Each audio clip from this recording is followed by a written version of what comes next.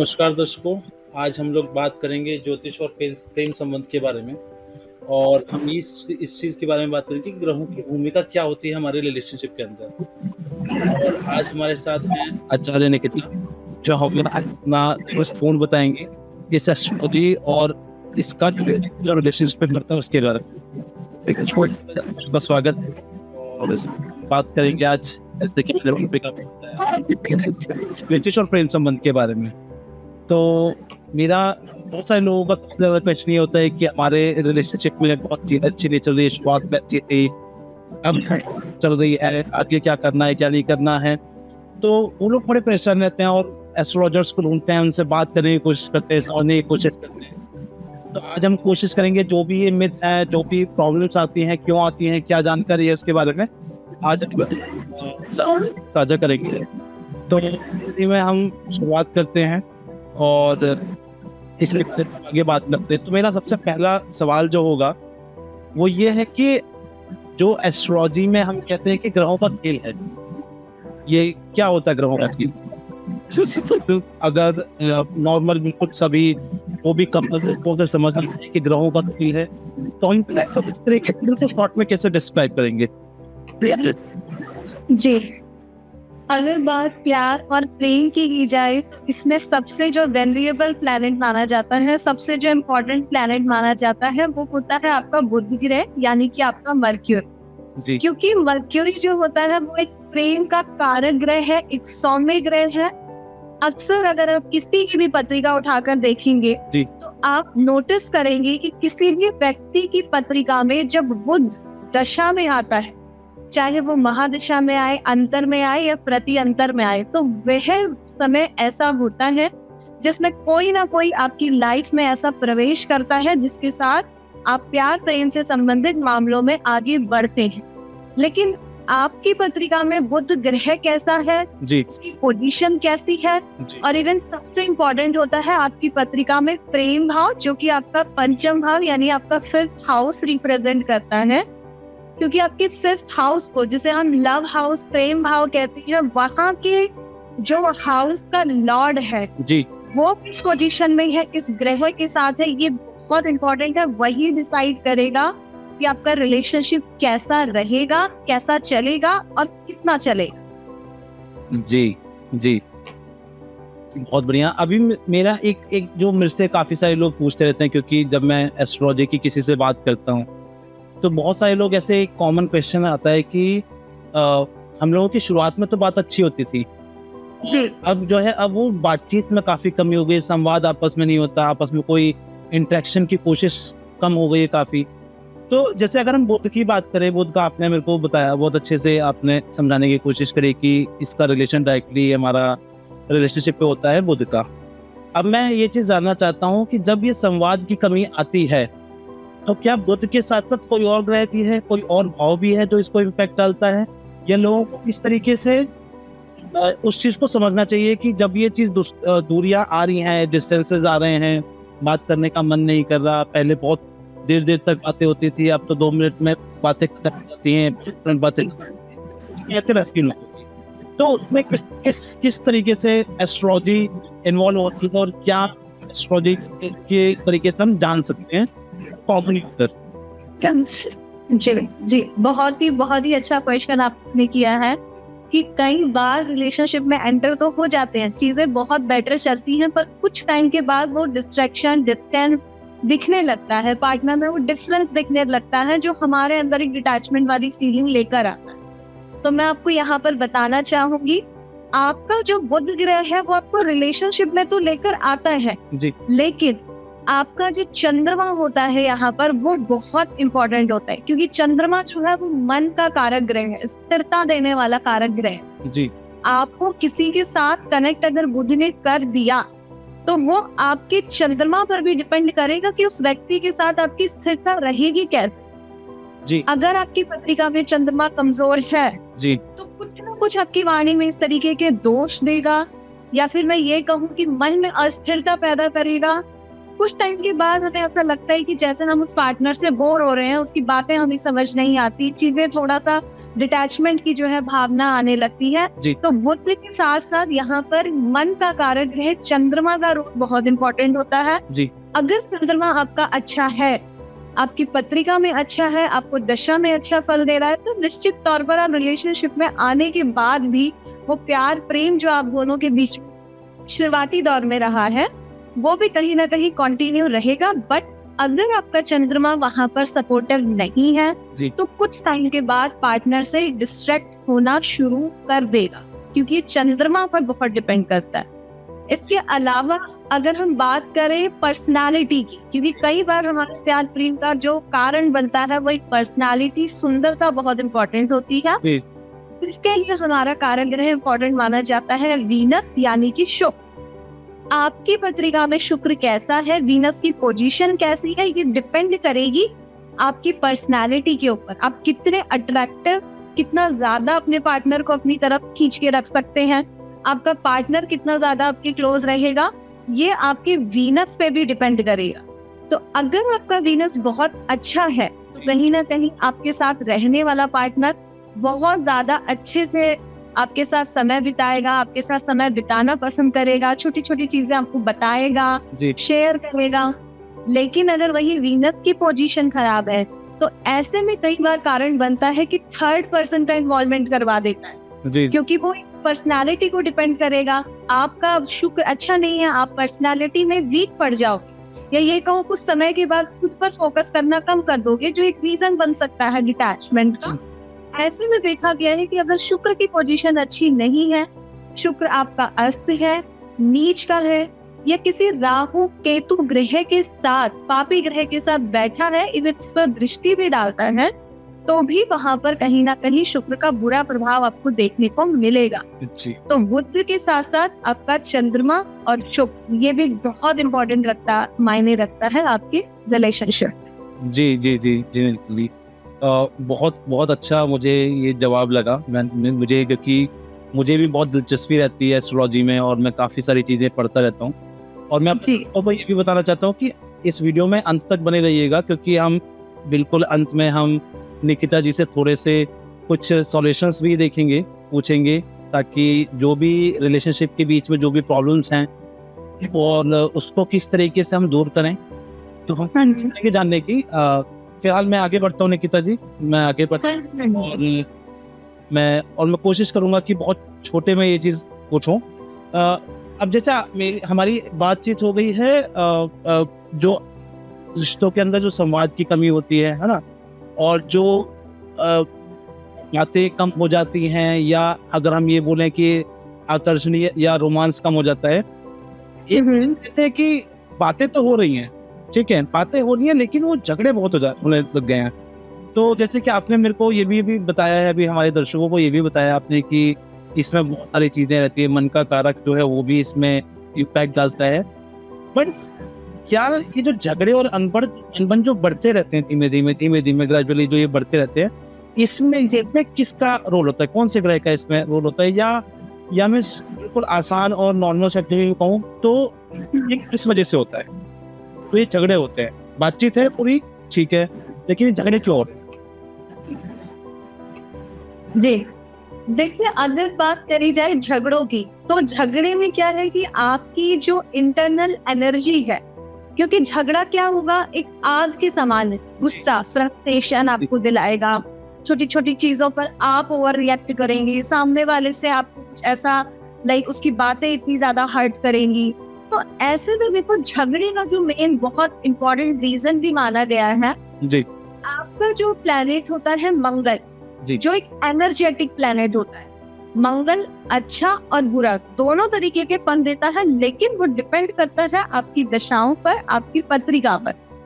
अगर आपके पार्टनर का मंगल बहुत ज्यादा एक्टिव है, ये कहो कि उसके जो प्लेसमेंट है मंगल की, वो सूर्य से किसी तरीके से जो है मिली है, सूर्य के साथ है, दृष्टि है, तो वो और पावरफुल हो जाएगा। ऐसे में क्या होगा कि पर्सन के अंदर ना सहने की कैपेसिटी नहीं होगी, वो छोटी सी चीज में भड़क जाएगा। जैसे हम कहते हैं ना कि हमारा रिलेशनशिप तो बहुत अच्छा चलता है, बातें भी बहुत अच्छी होती हैं, पर छोटी छोटी बातों पर ओवर रिएक्ट कर जाते हैं, छोटी छोटी बातों पर चिढ़ जाते हैं, इस तरीके की जो है विचार कहीं ना कहीं आप रहते हैं, या फिर हम कहो ऐसी डेली लाइफ में हम अपनी लव लाइफ में फेस करते हैं जी तो वहाँ आपका मंगल बहुत इंपॉर्टेंट है। अगर मंगल आपका ज्यादा पावरफुल है, या ये कहो कि आपके किसी भी कर्म की वजह से वो ज्यादा पावर आप उसको दे रहे हो, जी तो वो आपको रिश्ते में दबने नहीं देगा। और अगर वो दबने नहीं देगा तो सिंपल सी बात है, रिलेशन चल ही नहीं पाएगा, जी क्योंकि आपके अंदर वहाँ पे सहनशीलता, चीजों को समझने की कैपेसिटी नहीं है।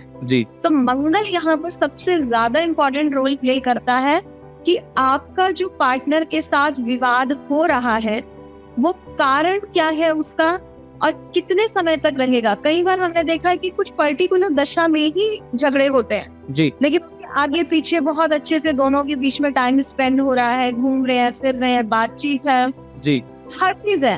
और यहाँ पर कई बार क्या होता है कि मंगल का अगर दशा में आ रहा है या गोचर में किसी तरीके का कोई प्रभाव दे रहा है, जी तो वहां पर झगड़े होते हैं। लेकिन अगर आप ये कहें कि कॉन्टिन्यूअसली झगड़े हो रहे हैं, तो उसका सिंपल सा मतलब है उसकी लगन पत्रिका में कहीं ना कहीं मंगल दोष बनता है।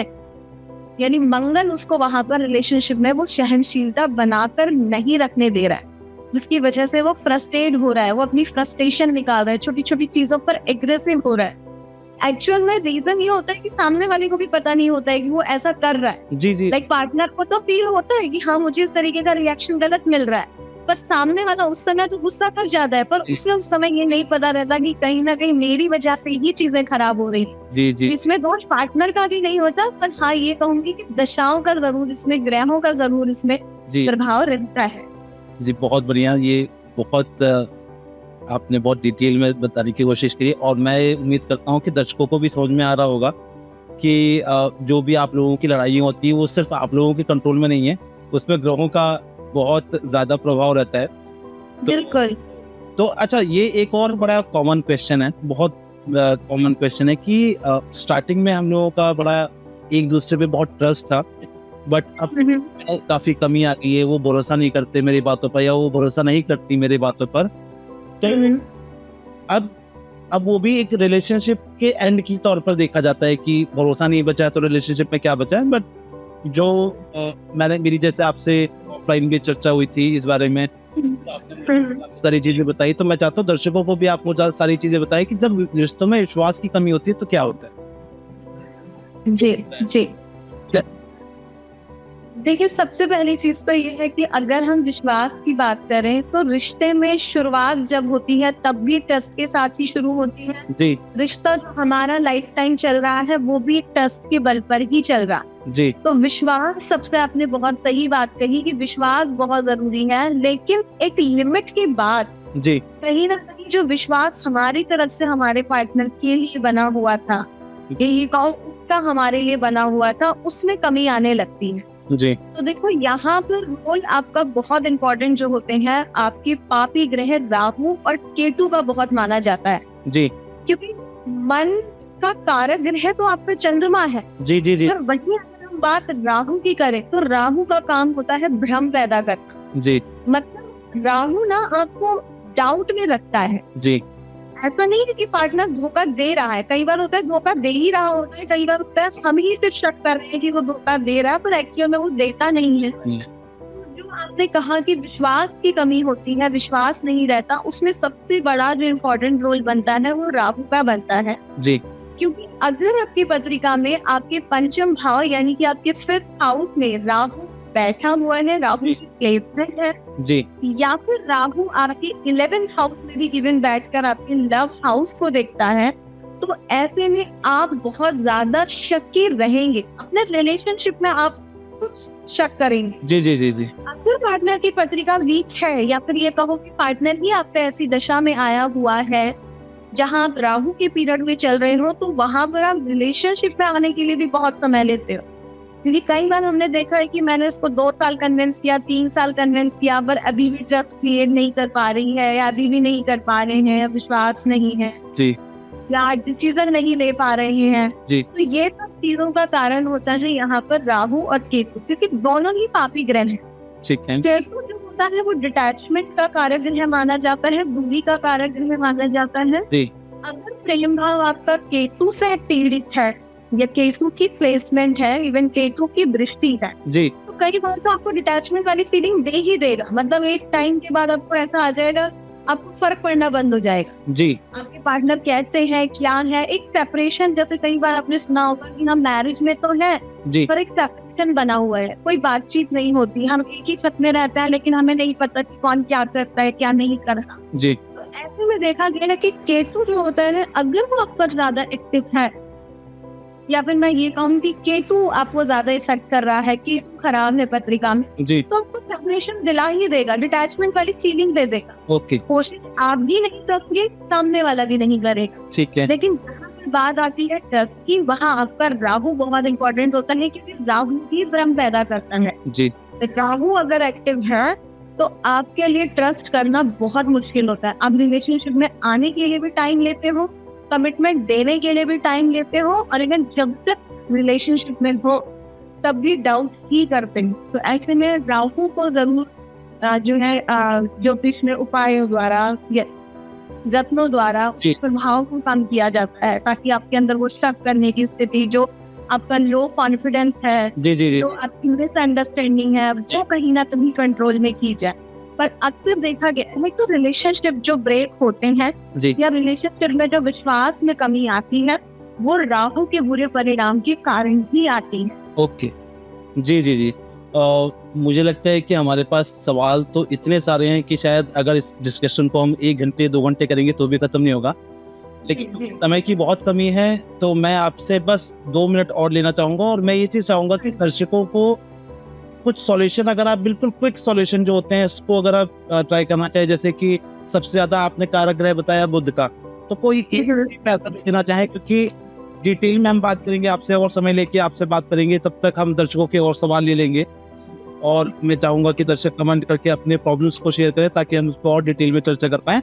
बट फिलहाल मेरे आपसे ये चीज़ है कि हम अगर चंद्रमा को या शुक्र को या बुध को अगर इसको improve कर रहे हैं तो कोई आपको सॉल्यूशन बताएं। हालांकि ये चीज़ भी मैं जानता हूँ और ये चीज़ दर्शकों को बताना चाहता हूँ कि सबकी कुंडली में सारे ग्रह इम्पैक्ट अलग अलग तरीके से डालते हैं, कौन से भाव में है उस तरीके से प्रभाव अलग पड़ता है, बट फिर भी एक ऐसे उपाय, कुछ ऐसे उपाय जो नुकसान नहीं देंगे, फायदा ही करेंगे। ओके ओके, देखिए सबसे पहली चीज तो ये है, जो कि आपका हम, क्योंकि बात ही हमारी यहाँ पर जो है प्यार प्रेम से संबंधित चल रही है जी। जिसके लिए हम ऑलरेडी बुध को जो है, मर्क्यूरी को फर्स्ट इम्पोर्टेंट रोल देते हैं जी, तो यहाँ पर एक बुध से रिलेटेड मैं उपाय कुछ आपको बताऊंगी, जिसमें से अगर आप कोई भी उपाय करते हो तो वो आपको पहले तो कहीं से भी कोई नेगेटिव इफेक्ट नहीं देगा, जबकि चीजों को बेहतर बनाएगा, बुद्ध को स्ट्रॉन्ग करेगा। जी, और जितना ज्यादा आपका बुद्ध पावरफुल होगा, वो कहीं ना कहीं आपकी रिलेशनशिप को जोड़ेगा भी, और आपको सोचने और समझने की, रिलेशनशिप में एक सही तरीके से चलने की कैपेसिटी भी देगा। जी, तो बुद्ध का जो रंग माना जाता है, जो कलर माना जाता है, वो ग्रीन माना जाता है। जी, और अगर रिलेशनशिप में है, या फिर ये कहूँ अगर आप रिलेशनशिप में किसी के साथ जुड़ना भी चाहते हैं, जी, कोई ऐसा पर्सन है जिसकी तरफ लाइकिंग है बट बोल नहीं पा रहे, कह नहीं पा रहे हो,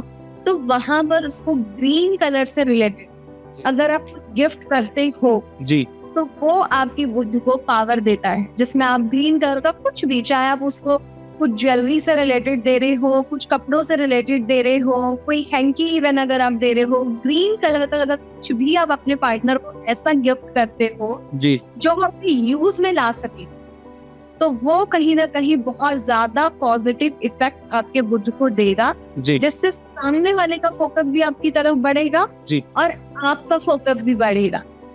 और किसी के साथ अगर आप पूजा पाठ मंत्रों द्वारा कुछ अपनी तरफ से करना चाहते हैं पार्टनर के लिए, जी, तो फिर आप भगवान गणेश, क्योंकि बुद्ध के लिए भगवान गणेश की आराधना की जाती है, जी, इसके बुधवार के दिन हरी दूर्वा, दूर्वा को आपको कहीं पे भी सिंपल से मिल जाएगी, किसी पूजा की शॉप में भी अगर आप लोगे तो वहां भी अवेलेबल होगी। तो हरी दूर्वा आप गणेश जी को अपने पार्टनर का नेम लेकर और इवन प्रार्थना करके कि मेरा इसके साथ रिलेशनशिप अच्छा चले, बेहतर चले, जी, ऐसा बोल के गणेश जी को अर्पित करें बुधवार के दिन। और कम से कम इसे 7 बुधवार यानी 7 वेडनेसडे अगर आप इसे करते हैं तो ये भी काफी हद तक मतलब मैं कह सकती हूँ 99% आपके रिलेशनशिप को इम्प्रूव करेगा, क्योंकि ये छोटे छोटे उपाय हैं जो आप अगर खुद से भी करते हैं जी तो कहीं ना कहीं आपको इसका अच्छा ही रिजल्ट देखने को मिलेगा। इसका कोई बुरा परिणाम नहीं है। जी कैसी भी रिलेशनशिप में समस्या हो, किसी भी कंडीशन में, जी पर आप इस उपाय को सिर्फ 7 वेडनेसडे करके अगर देखेंगे तो आपको खुद रिजल्ट आपके सामने दिख जाएगा, क्योंकि ये मैंने खुद पर्सनल लेवल पर भी एक्सपीरियंस किया हुआ है और मेरे बहुत सारे क्लाइंट्स हैं जिनकी मैंने ये रेमेडी बताई है, इवन इसका एक्सपीरियंस भी लिया है, जी तो मुझे बहुत पॉजिटिव अपडेट मिला है। इसलिए यही मैं अपने दर्शकों को सजेस्ट करूंगी कि ये छोटा सा उपाय अगर आप करते हो तो ये आपके रिलेशनशिप को और बेहतर बनाए। इसके अलावा अगर आप कुछ और करना चाहते हो तो आप गणेश जी के बीज मंत्र का जाप कर सकते हो। बुधवार के दिन गाय को हरा चारा उपलब्ध करवा सकते हो, जी हरे फल सब्जी इस तरीके की चीजें। और अगर आपकी मैरिज में आप कहते हो कि कमिटमेंट नहीं मिल रहा है, मैरिज से रिलेटेड दिक्कत आ रही है या पार्टनर घर पे बात नहीं कर रहे हैं, तो उसमें आप बुधवार के दिन किन्नरों को हरे रंग का कुछ भी सजने से रिलेटेड सामान, साड़ी चूड़ी बिंदी शरीर कुछ भी आप सजने से जो विवाहित महिला जो अपने लिए यूज करती है जी। उसमें से कुछ भी अगर आप वेडनेसडे को किन्नरों को दान करते हैं तो ये भी आपके पार्टनर को जो है आपके लिए पॉजिटिव बनाएगा और आपको बहुत जल्दी अपने प्रेम को मैरिज में कन्वर्ट करने का सुख भी मिलेगा। जी बहुत बहुत धन्यवाद आपका आने के लिए, अपना समय देने के लिए। और मैं आगे और भी बात करूंगा, हम आगे अगली और वीडियोस में बात करेंगे इसके बारे में, और डिटेल में बात करेंगे। और जैसे कि मैंने आपसे पर्सनली काफ़ी कनेक्ट किया है और आपसे काफ़ी सारी जानकारी मिली है, उस सारी जानकारी मैं अपने यूज़र्स को देना चाहता हूँ और मैं चाहता हूँ कि उनके जीवन में बदलाव आए। तो इसी उम्मीद से मैं अगली बार आपसे फिर जुड़ूंगा। तब तक के लिए मैं अपने दर्शकों से ये रिक्वेस्ट करूंगा कि आप चैनल को सब्सक्राइब कर लीजिए, आप इस वीडियो में अपना फीडबैक दीजिए और आपके क्या क्या सवाल है रिलेशनशिप को लेके या लाइफ में किसी भी चीज़ को लेके जिसमें आप सॉल्यूशन ढूंढ रहे हैं, आप उस पर कमेंट करके हमें जरूर बताइएगा। और तब तक के लिए हम लिखिता जी से अलविदा करते हैं और हम आपसे उम्मीद करते हैं कि फिर से हम आपसे जुड़ेंगे।